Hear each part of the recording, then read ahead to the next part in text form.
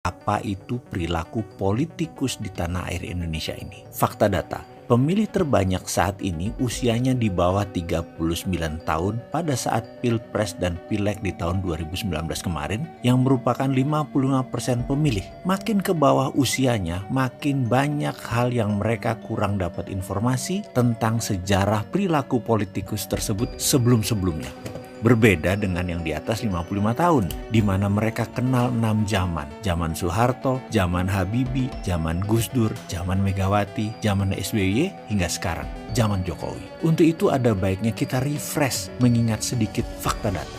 Seorang Fadlizon yang sering dihujat oleh penggemar Pak Jokowi itu adalah juru kampanye pemenangan Pak Jokowi dan Pak Ahok dengan baju kotak-kotaknya di Pilgub DKI 2012. Pak Anies Baswedan yang banyak dimasalahkan urusan banjir baru-baru ini itu tim sukses Jokowi JK plus mantan Menteri Pendidikan Kabinet Kerja. Sebelumnya, Pak Anies juga peserta Capres versi konvensi Partai Demokrat. Anies Baswedan dekat dengan JK dan nempel sama Pak Prabowo serta dekat dengan PKS. Padahal dulu Anies sering dituding Syiah oleh PKS. Di tahun 2012, Ahok itu yang menjadi wakil gubernur adalah Gerindra yang memasangkan dengan Jokowi. Ahok yang kemudian di tahun 2017 oleh 212 diserang plus diserang Gerindra juga. Kesimpulan, di tahun 2012 Ahok itu disayang, 2017 diserang oleh Gerindra.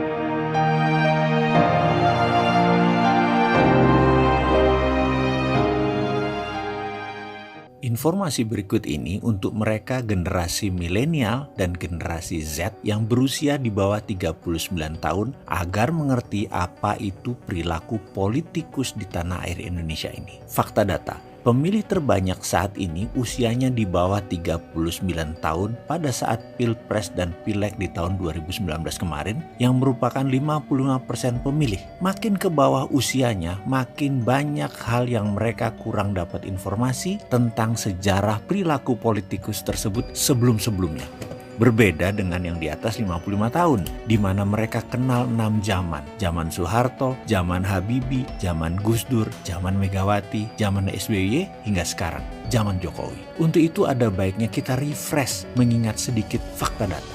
Seorang Fadlizon yang sering dihujat oleh penggemar Pak Jokowi itu adalah juru kampanye pemenangan Pak Jokowi dan Pak Ahok dengan baju kotak-kotaknya di Pilgub DKI 2012. Pak Anies Baswedan yang banyak dimasalahkan urusan banjir baru-baru ini itu tim sukses Jokowi JK plus mantan Menteri Pendidikan Kabinet Kerja. Sebelumnya, Pak Anies juga peserta Capres versi konvensi Partai Demokrat. Anies Baswedan dekat dengan JK dan nempel sama Pak Prabowo serta dekat dengan PKS. Padahal dulu Anies sering dituding Syiah oleh PKS. Di tahun 2012, Ahok itu yang menjadi wakil gubernur adalah Gerindra yang memasangkan dengan Jokowi. Ahok yang kemudian di tahun 2017 oleh 212 diserang plus diserang Gerindra juga. Kesimpulan, di tahun 2012 Ahok itu disayang, 2017 diserang oleh Gerindra. Kita lanjut, kalau SBY bagaimana? SBY itu mantan menterinya Megawati, maju nyapres tahun 2004 bareng Pak JK yang juga menteri Megawati didukung Pak Surya Paloh. Sekarang Surya Paloh dan JK dekat sekali dengan Ibu Mega. 2004 saling serang, 2014 saling dukung. JK sama Megawati. Ke 08 Prabowo sekarang. Sejarah Pak Prabowo itu dulu adalah calon wapres pasangan Bu Mega ketika Pilpres 2009 berseberangan dengan SBY. Di Pilpres 2009, Pak JK juga nyapres bareng Pak Wiranto melawan Pak SBY dan Pak Budiono yang didukung oleh Abu Rizal Bakri. Lalu kemana Pak Abu Rizal Bakri setelah 2014? Sekarang Abu Rizal Bakri temenan sama Pak Prabowo yang dulu kompetitornya di Pilpres 2009. Kalau Amin Rais itu juga aneh, menggulingkan Gus Dur sehingga Bu Mega naik. Padahal sebelumnya paling tidak sudi Bu Mega jadi presiden. Dia berusaha keras agar Gus Dur jadi presiden, menggantikan Habibie di rapat MPR tahun 1999. Pokoknya bukan Megawati, itu kata Amin Rais. Lalu digulingkan Gus Dur setelah 1 tahun sebelumnya digadang-gadang oleh Amin Rais dan naiklah Bu Megawati. Yang 1 tahun sebelumnya Pak Amin alergi sama Bu Mega. Kalau dipikir-pikir, Bu Mega itu memiliki hutang besar atas jasa Amin Rais menjadikannya Presiden Indonesia kelima.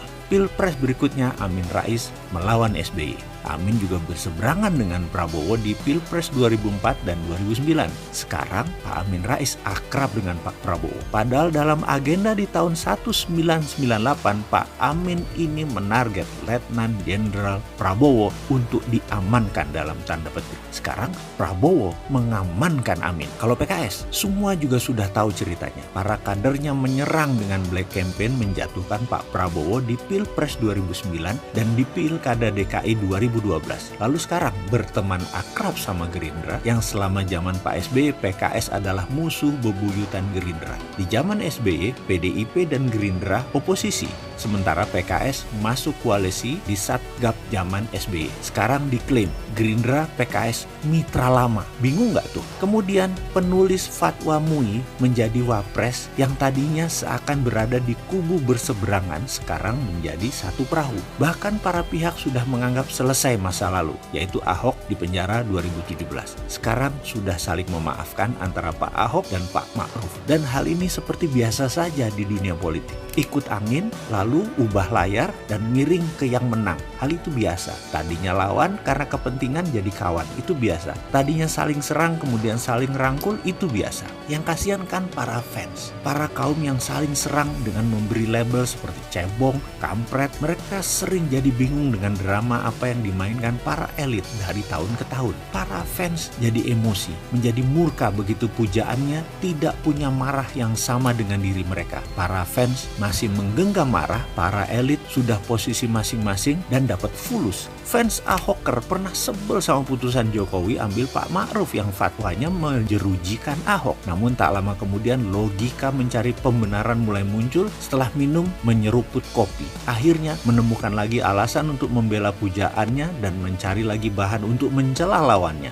Mulailah saling serang lagi. Karena dasarnya memang pemarah, jadi otak memang terus harus cari alasan untuk bisa marah. Di sisi lain, lucu kan? Para fans saling serang dan tetapi para elit bisa salaman dan ketawa ketiwi. Di sini melihatnya begitu ada angin, salah satu menang, mereka ngikut. Yang penting mulai ikut bermain searah angin. Itulah politikus Indonesia. Begitulah sedikit info wahai sahabat muda yang usianya di bawah 39 tahun yang merasa pujaannya akan selalu sama, memiliki rasa seperti kalian. Jawabannya tidak. Begitu pujaan hati kalian memiliki pendapat yang berbeda dengan marah kalian, langsung kalian memaki pujaan tersebut, jadi antipati. Lah yang aneh siapa? Jangan pernah berharap politikus pujaan hati kita akan selalu memiliki marah yang sama dengan kita. Misalnya, marah saya pada pejabat yang setuju berhutang dengan Cina Tiongkok adalah marahnya saya pribadi. Dengan alasan pribadi, jadi jangan terkaget-kaget kalau saya ditawari kredit tanpa bunga, tanpa cicilan 10 triliun dari pemerintah agar saya diam, tidak buat video edukasi cara cerdas bernegara. Tawaran itu saya terima. Jangan kaget loh ya, kita rakyat